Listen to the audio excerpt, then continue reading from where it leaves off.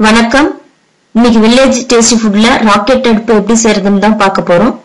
இந்த rocket அடுப்போட special என்னன்னு பாத்தீங்கன்னா, இந்த விறகு எரியும் பொழுது, இந்த அடுப்புல விறகு எரியும் பொழுது சாம்பல், அதுல வர சாம்பல் எல்லாம் கீழே போயிடும், அந்த தூள் எல்லாம் கீழே போயிடும். ஒன்லி நெருப்பு மாத்திரம் தான் அங்க இருக்கும். அது இந்த விறகு எரிஞ்சிட்டே இருக்கும், அணையவே அணையாது. அப்ப எரிஞ்சிட்டே இருக்கும் பொழுது அந்த நெருப்பு ஃபுல்லா அந்த பாத்திரத்துக்கு போய் படும் பொழுது சூடு நமக்கு உடனே சூடு ஏறிடும்.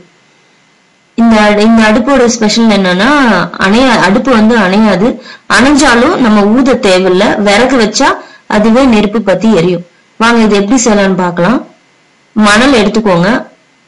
தேவையான இந்த அடுப்பு செய்யறதுக்கு தேவையான மணல் எடுத்துக்கிட்டு அதுல சிமெண்ட் மணலும் நல்லா கலந்து தண்ணி போட்டு ஒரு கலவையா கலக்கி எடுத்துக்கணும். இந்த மாதிரி கலவையா கலக்கி எடுத்துக்கிட்டு இப்படி ஒரு தரையில உங்களுக்கு எந்த இடத்துல அடுப்பு வேணுமோ அந்த இடத்த சூஸ் பண்ணிட்டு இந்த மாதிரி இந்த கலவையை போட்டு செங்கல் ஒரு 30 செங்கல் இதுக்கு தேவைப்படும். அதனால செங்கலும் 30 செங்கல் ரெடியா எடுத்து வச்சுக்கோங்க. முதல்ல ஒரு பக்கம் அடுக்கா ரெண்டு செங்கல் அடுக்கி இருக்கும், சைட்ல 2 செங்கல் அடுக்கிறோம். அதே மாதிரி இந்த பக்கமும் கலவையை நிரப்பிட்டு 2 செங்கல் அடுக்கிறோம். அடுக்கிட்டு அது மேல கலவையை போட்டு மறுபடியும் இந்த கலவையெல்லாம் போட்டு நல்லா ஸ்ப்ரெட் பண்ணி விடுறோம்.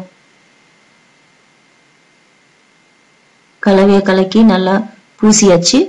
பூசின பிறகு அது மேல வச்சிருக்க அந்த இரும்பு வலைய எடுத்து இது மேல வைக்க போறோம். இந்த இரும்பு வலை கடையில கேட்டா குடுக்குறாங்க.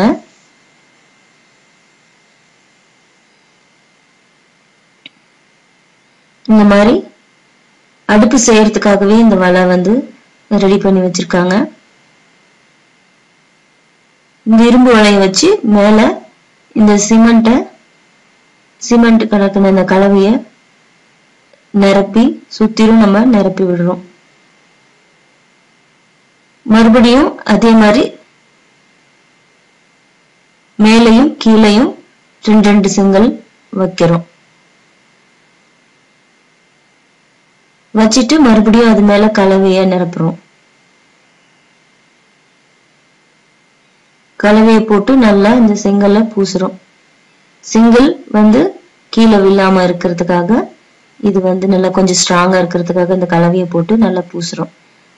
பூசிட்டு அதுக்கு மேல சென்டர்ல ஒரே ஒரு செங்கல் தான் வைக்கிறோம். ரெண்டு சைடும் 2 செங்கல் வைக்கிறோம். அடுக்குல 2 செங்கல் வச்சோம், அதுக்கு மேல சென்டர்ல ஒரு செங்கல் தான் வைக்கிறோம். அப்புறம் சைடுல 2 செங்கல் வைக்கிறோம்.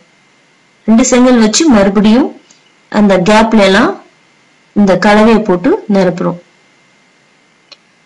அப்பதான் இந்த கல் நகராம ஸ்ட்ராங்கா இருக்கும். அதுக்காக இந்த கலவையை போட்டு இந்த கேப்ல எல்லாம் நல்லா ஸ்ட்ராங்கா போடுறாங்க.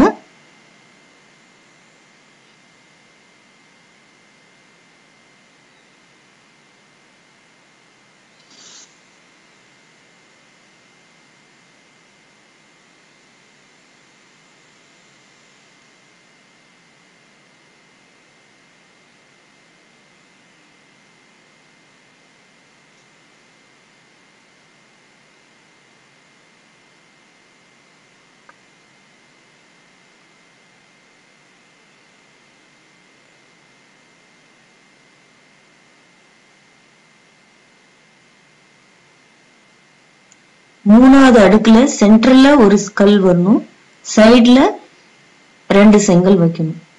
இப்போ கலவையை போட்டு இந்த சந்தில எல்லாம் நிரப்பியாச்சு.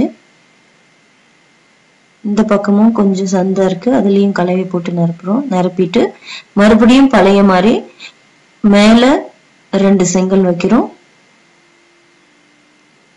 இந்த பக்கமும் ஒரு செங்கல் வச்சுட்டு இப்ப நம்ம அடுப்பை க்ளோஸ் பண்ண போறோம். அடுப்பு க்ளோஸ் பண்றதுக்கு இந்த குறுக்கால 2 செங்கல் இப்படி வைக்கணும், குறுக்கால வைக்கணும். இப்ப வச்சு அந்த 2 செங்கல் வச்சு பார்த்துட்டு முதல்ல வச்சு பார்த்துட்டு அது மேல கலவையை போட்டு 2 செங்கல்லையும் பிரஷ் பண்ணுங்க.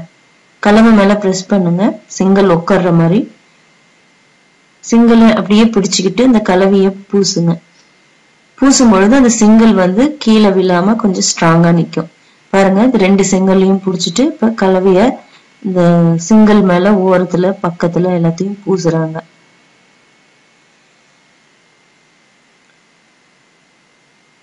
ஒரு செங்கல்ல பிடிச்சுக்கிட்டு மேல மறுபடியும் இந்த கலவையை எடுத்து போட்டுட்டு இருக்காங்க. நல்லா போட்டுட்டு இருக்காங்க. போட்டுட்டு அதுக்கு மேல ஒரு செங்கல் வைக்கும் பொழுது இந்த செங்கல் வந்து கீழே விழாது.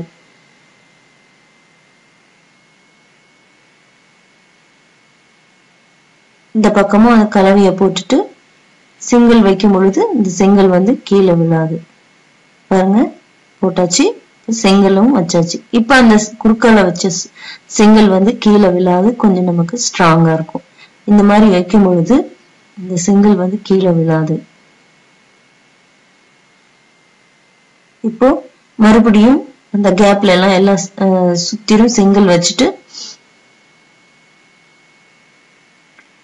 அது மண்ணு பூசிட்டு மறுபடியும் இன்னொரு அடுக்கு கலவையை போட்டு இன்னொரு அடுக்கு நம்ம செங்கல் போட்டு கலவையை பூசுறோம். மொத்தம் 3 வரிசை, 3 அடுக்காக இந்த செங்கலை நம்ம வச்சு பூசணும். அப்பதான் நமக்கு அடுப்பு ஸ்ட்ராங்கா இருக்கும். அவ்வளவுதான், இப்ப வச்சாச்சு. ஓரளவுக்கு அடுப்பு முடிஞ்சாச்சு. இப்ப மீதி இருக்கிற இந்த கலவையெல்லாம் அடுப்பை சுத்திரும் இந்த கேப்ல எல்லாம் இந்த கலவையை எடுத்து பூசி முடிச்சிடணும். பாருங்க, இந்த கேப் எல்லாம் இருக்கு. இந்த கேப்ல எல்லாத்துலயும் இந்த கலவையை எடுத்து பூசிட்டு இருக்காங்க. கேப்ல எல்லா கலவையும் பூசி முடிஞ்சா இப்ப நமக்கு ராக்கெட் அடுப்பு தயாராயிடுச்சு. பாருங்க, இப்படிதான் இருக்கும். சென்டர்ல அழகா ஸ்கொயர் மாதிரி இருக்கும். அந்த சந்தில தான் நமக்கு நெருப்பு வரும். இந்த கம்பிக்கு மேலதான் நம்ம விறகு வச்சு எரிக்க போடுறோம். கம்பிக்கு அடியில சாம்பல் கீழே விழுந்துரும். இந்த சாம்பலை நம்ம கையை விட்டு எடுத்துடலாம். இந்த அடுப்பு காஞ்ச பிறகு இந்த அடுப்பு உங்களுக்கு பத்த வச்சு காமிக்கிறேன்.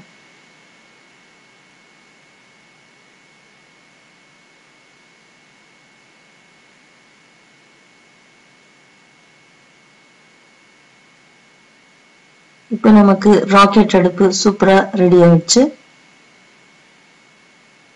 அடுப்பு நல்லா காஞ்சாச்சு. இது பாருங்க, விறகு வச்சு பத்த வச்சிருக்கு. நெருப்பு எவ்வளவு அழகா இந்த பாத்திரத்துக்கு நேரா எரிஞ்சிட்டு இருக்குது. இது அணையவே இல்லை. எவ்வளவு தூரத்துக்கு எரியுதுன்னு பாருங்க. சூப்பராவே எரிஞ்சிட்டு இருக்கு. இந்த சாம்பல் எல்லாம் கீழே விழுது. நெருப்பு மாத்திரம் இந்த கம்பி மேல இருக்கு. பாத்திரத்துக்கு நெருப்பு மாத்திரம் நமக்கு மேல வரும்.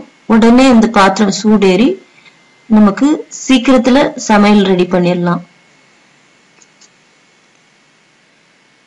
இந்த வீடியோ உங்களுக்கு பிடிச்சிருந்தா லைக் பண்ணுங்க, ஷேர் பண்ணுங்க, கமெண்ட் பண்ணுங்க. எங்களுடைய சேனலை சப்ஸ்கிரைப் பண்ணுங்க.